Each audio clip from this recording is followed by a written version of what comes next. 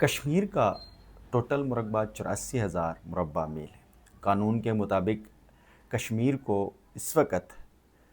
تین جو ہے وہ ریاستوں میں تقسیم کیا گیا ہے۔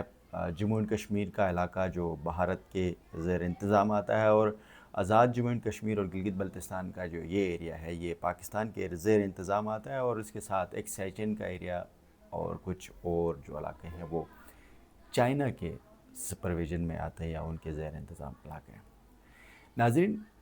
گلگت بلتستان اور کشمیر کے چونکہ بہت سارے اس تقسیم کے اوپر لوگوں میں کئی سارے شکوک و شبہات ہیں یا مختلف اوپینین رکھتے ہیں، لیکن میں بات کروں گا قانون کے مطابق جو اس وقت مروجہ قانون کے مطابق گلگت بلتستان بھی کشمیر کا ایک حصہ ہے، متنازع کشمیر کا پارٹ ہے، اور اس حساب سے جو 84,000 مربع میل کشمیر کے اس ایریا کو کچھ یوں تقسیم کیا گیا ہے، جس میں جموں کے اندر اور آزاد یعنی کہ ادھر ریاست آزاد کشمیر بنایا گیا ہے، اس کے ساتھ گلگت بلتستان کو ایک جو ہے عبوری سیٹ اپ کے تحت چلا رہے ہیں۔ چائنا کے اندر ایک پورشن جو ہے وہ چائنا کے زیر انتظام ہے۔ اس وقت اگر ہم بات کر لیں اس پورے خطے کے اندر بڑی احتجاجی تحریکیں جاری ہیں۔ ناظرین، گلگت بلتستان میں جو ہے گائے بگائے بہت سارے معاملات کے اوپر احتجاج ہوتے ہیں، اور گلگت بلتستان کی تاریخ کا سب سے بڑا احتجاجی دھرنا جو سوئس پورٹ پر جاری تھا اور ٹیکس فری زون ڈکلیئر کرنے کے حوالے سے، چونکہ پاکستان کی جو ریاست کے ساتھ جو ایگریمنٹس تھے یا جو قوانین کے مطابق گلگت بلتستان ایک ٹیکس فری زون علاقہ ہے، جس طرح سے کشمیر اور مظفر آباد کا جو علاقہ، اور مظفر آباد کے ساتھ مظفر آباد سے مراد میرا یہ ہے کہ جو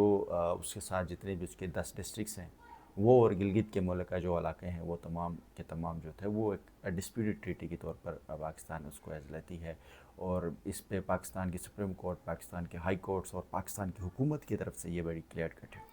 گزشتہ ایک عرصے سے گلگت بلتستان میں تقریباً 60 دنوں سے زیادہ ایک دھرنا رہا تاجر دیہات کا، جس میں گلگت بلتستان کی بھرپور کمیونٹی کی طرف سے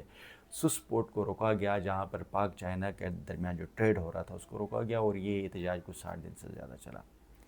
اگر ہم دوسری طرف دیکھ لیں تو مظفر آباد کا جو یہ ریجن ہے جس کو آزاد کشمیر کے نام سے جانا جاتا ہے، یہاں پر بھی گزشتہ ایک عرصے سے احتجاجی تحریک چل رہی ہے۔ یہاں پر بھی جوائنٹ عوامی ایکشن کمیٹی کے نام سے ایک احتجاجی تحریک جاری ہے، جو گورنمنٹ کے ساتھ بہت سارے معاملات کے اوپر معاہدے کیے تھے، اور جس میں ایگریمنٹ ہوئے، تو ایگریمنٹ پورے نہ ہونے کی وجہ سے جوائنٹ عوامی ایکشن کمیٹی مظفر آباد اور اس کے گرد نواح کے تمام علاقوں میں 29 تاریخ کو مکمل شٹر ڈاؤن ہڑتال کی اعلان کیا گیا۔ اس تمام تر تحریک کے جو ہے اس حوالے سے حکومت پاکستان کی طرف سے کمیٹی بنائی گئی تھی، جس میں کچھ لوکل حکومت کے لوگ بھی تھے، اور پاکستان کی طرف سے یہاں سے جو ہے وہ سردار امیر مقام صاحب امور کشمیر وفاقی وزیر وہ، اور ڈاکٹر فضل چودھری جو تھے وہ پاکستان سے گئے تھے آزاد کشمیر میں، اور وہ تمام تر صورتحال میں انہوں نے ان کے ساتھ مذاکرات کیے، لیکن وہ مذاکرات ناکام ہوئے۔ اس کی بنیادی وجہ یہ کہ دو بڑے ایجنڈے جن کے اوپر ان کے ٹوٹل جو وہ ہے ڈیمانڈز تو 38 ہیں، لیکن ان میں سے دو بڑے تھے، جس میں سے ایک جو ہے وہ مہاجرین کے نام کے اوپر آزاد کشمیر میں 12 سیٹیں تقسیم کی جاتی ہے، اور پاکستان کے دیگر علاقوں میں الیکشنز ہوتے ہیں جہاں پر کوئی بندہ 200-300 ووٹوں میں جیت جاتا ہے، اور یہی 12 سیٹیں جو حکومت کے بنانے اور گرانے میں بڑا رول ہوتا ہے۔ تو جوائنٹ عوامی ایکشن کمیٹی کا یہ موقف ہے کہ اب کیونکہ مہاجرین کا کوئی سلسلہ ہے ہی نہیں، جو بھی آئیں وہ سارے کشمیری ہیں، تو لہٰذا اس سیٹوں کو ختم کر کے اوپن میرٹ کی بنیاد کے اوپر لے کر آیا جائے۔ دوسرا ان کا موقف یہ تھا کہ جو حکومت لگژریز لائف گزارتی ہے، جہاں پر اربوں روپے کا بجٹ بیوروکریسی اور پولیٹیشین کے اوپر لگتے ہیں، وہ بجٹ میں کٹ لگایا جائے اور عوام کے ڈیولپمنٹ پہ لگایا جائے۔ جی، گلگت بلتستان کی بات یہ آزاد کشمیر کی تحریک تھی۔ اس کے ساتھ ساتھ اس وقت جموں کشمیر کے جو علاقے لداخ کا جو آرٹیکل 370 والے جو کہانی ہوئی تھی 35، اور اس کے بعد ہندوستان نے کشمیر کی جو جموں کشمیر کے علاقوں کو، جیسے شری نگر ہے، لیہ اور لداخ، اور اس طرح سے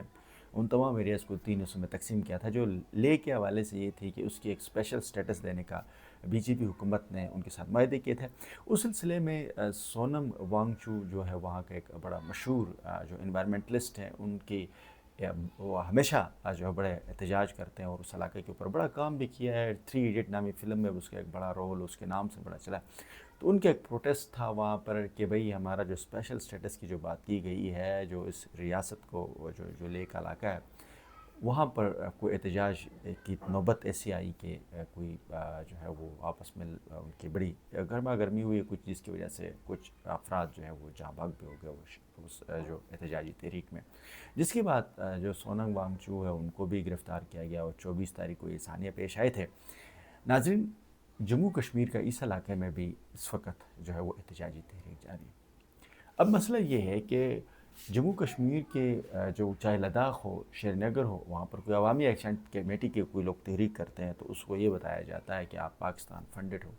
یا ان کے اوپر یہ الزامات لگایا جاتا ہے۔ اس طرح اگر گلگت بلتستان اور آزاد کشمیر میں کوئی اس طرح کی تحریک کی جاتی تو ان سے بھی یہی باتیں کی جاتی، یا وہ انڈین فنڈڈ ہے یا وہ باہر کے جو ہے کسی اور ملک سے پیسے لے کر یہ کام کرتے ہیں۔